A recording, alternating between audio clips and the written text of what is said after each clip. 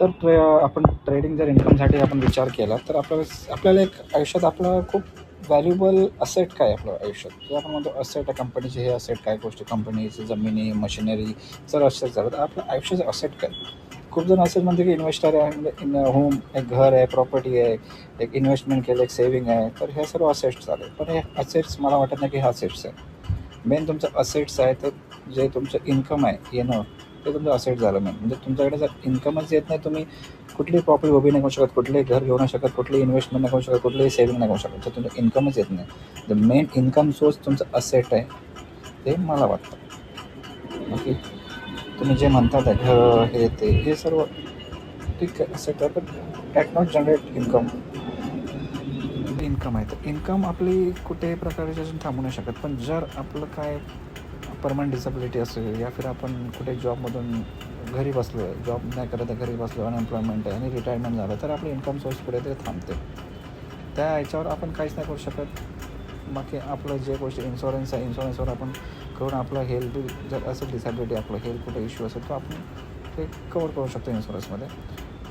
But day to day देखा तुम्ही job जो आहे, जॉब पण एवढी गॅरंटी नाही आपल्या आता जॉबचं कुठेच नाही. जे आपले गोष्टी चालू आहे कंपन्यामध्ये या फिर काय की जॉब कुठलाही परमनंट नाही, कुठल्याही जॉबमध्ये कधीही काढून शकतात.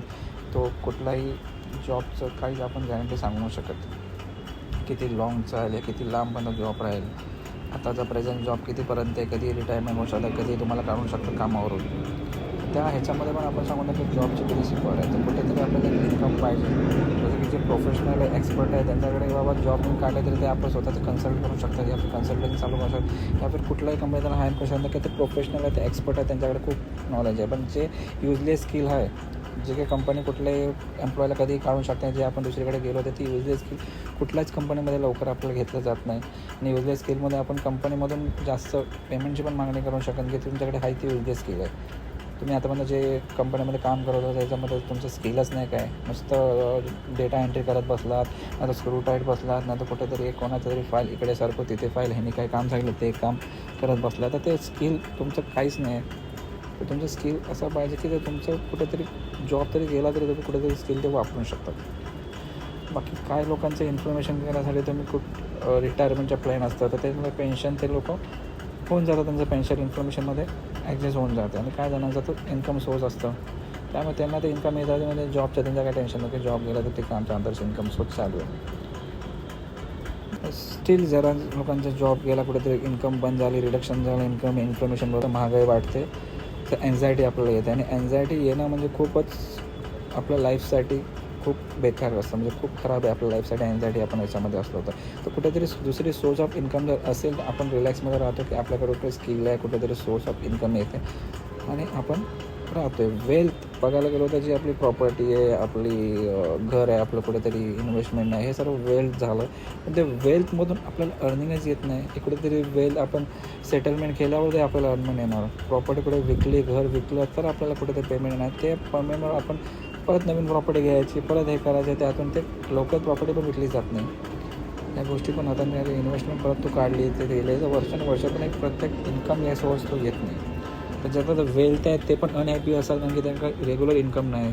रेग्युलर खर्च वाढला तर खर्चासाठी तर रेग्युलर इन्कम नसेल तर वेल्थचा काहीच उपयोग नाही. तो विकून कितीपर्यंत तुम्ही कन्सल्ट करणार. एक 20 वर्षामध्ये तुमची वेल्थ आहे आणि तुम्ही ते विकून 20 वर्षानंतर काय करणार. एक सोर्स ऑफ इन्कम असायला पाहिजे. आजकाल प्राईस हायच जातात आहे, सर्वीकडे महागाई वाढली, टॅक्स वाढत चालले, काय वाढत चाललं. आपण ती वेल्थ जी आहे ती आपली कुठेतरी इन्फ्लेमेशनमध्ये कमी होतच जाणार आहे. तर इन्कम सोर्स असेल तर आपण इन्फ्लेमेशनला बीट करू शकतो, या फिर जे आपले खर्च आहे महागाई ते आपण कुठेतरी सेट करू शकतो. रेग्युलर इन्कम तर आपल्याला गोष्टी पाहिजेच आहे. त्या गोष्टीकरिता आपण जर ट्रेडिंग शिकलो तर ट्रेडिंग प्रॉपरली शिकलो, प्रॉपरली लर्न केलं, खूप त्याच्यामध्ये प्रॅक्टिस केले आणि त्याच्यामध्ये आपण फोकस केला, आपले पूर्ण 100% दिले, तर एक ॲडिशनल इन्कम होऊ शकतो. It's not impossible task from trading की तुम्ही ॲडिशनल इन्कम एक ट्रेडिंगमधून तुम्हाला येऊ शकते. इम्पॉर्टंट टास्क नाही तुमचा की तुम्ही रोजचा करता, तुम्ही ट्रेडिंगमधून निवांत बसतो. एक सायकल जसं तुम्ही चालवतात या फिर ड्रायव्हिंग जसं तुम्ही चालू करतात, तर एक स्टेप बाय स्टेप असं प्रोसेस. तुम्ही डायरेक्ट पहिला दिवस स्पीडमध्ये गाडी नाही चालू शकत, या फिर एकदम ॲक्सिडेंटमध्ये तुम्ही ट्रॅफिकमधून नाही गाडी काढू शकत. तुम्ही हळू बाय स्टेप बाय तुम्ही ते सायकल शिकतात, बॅलन्सिंग शिकतात, नंतर टर्न मारायला शिकतात, नंतर कुठेतरी खाली रस्त्यावर तुम्ही कॉन्फिडन्सने चालवतात, मग कुठेतरी एक ट्रॅफिक एरियामध्ये तुम्ही घेऊन चालवतात, चढण उतरण हे सर्व गोष्टी स्टेप बाय येतात. त्यानं तुम्ही एक्सपर्ट होतात, त्यानं तुम्ही ड्रायव्हिंग स्किल तुमच्यामध्ये येऊन जाते. तर ट्रेडिंग पण असंच आहे, तुम्ही सुरुवातीला पडणार, कोसळणार, लॉस होणार. ते लॉस तुमच्या बजेटमध्ये असायला पाहिजे, रिस्क तुमच्या मॅनेज असायला पाहिजे. तर हे ट्रेडिंग जे गोष्टी आहे ते तुम्हाला अदर सोर्स ऑफ इन्कम आहे. आणि ॲक्सिलंट प्रोफेशनल आहे, जे हाऊसवाईफ आहे, घरची जे असतात, जे रिटायर होऊन बसले आहेत, त्यांच्यासाठी खूप ॲक्सिलंट सोर्स ऑफ इन्कम आहे. जर तुम्ही त्याच्यामध्ये खूप शिकलात चांगला आणि याच्यामध्ये खूप पुढे आपण घेत गेलो तर trading is a good professional other source of income. आणि तुमच्या हातात आहे सर्व, तुम्ही कधी करू शकता. तर मेहनत 100% तुम्हाला 24 तास बिझनेस जसं चालतो तसं तुम्हाला हे करावं लागेल. तर ह्या गोष्टी आहेत ज्या मी तुम्हाला ट्रेडिंगमध्ये शिकवत जाईन. मी आतापर्यंत खूप ट्रेड घेतले असं म्हणून, पण आय एम नॉट सक्सेसफुल. अजून पण मी हशल करतो या गोष्टीमध्ये. त्या गोष्टी मी तुम्हाला सांगत जाईन पुढे जसं जसं आपलं जर्नी वाढत जाईल.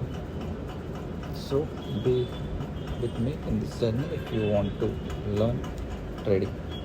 Thank you.